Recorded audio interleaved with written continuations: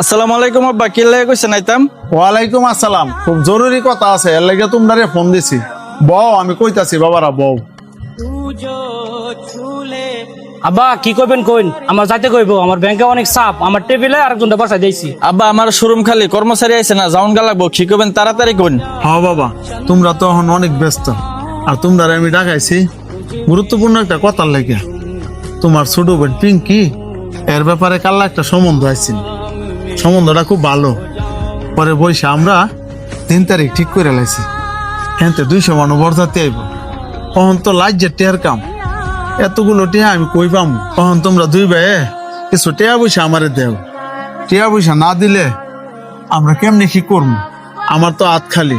আব্বা আমার কাছে টাকা পয়সা নাই, আমি অনেক পারতাম না। আব্বা আমারও ব্যবসা বাণিজ্য ভালো না, আমি টাকা পয়সা অনেক দিতাম না।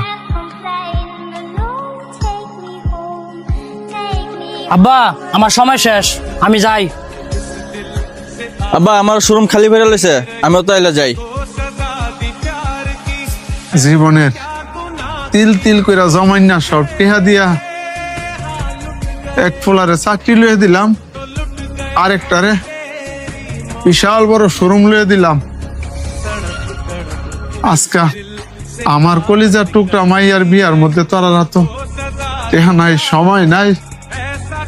আব্বা বাইরা তো কইছে টিয়া দিতই না, এত টিয়া তুমি কই পাইবা? তুমি কেমনে কি করবা? আমার তো মাথায় কাজ করতেছে না। আল্লাহর উপর ভরসা রাখ,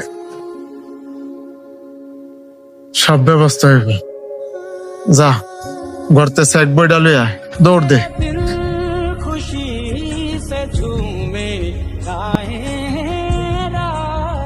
আচ্ছা,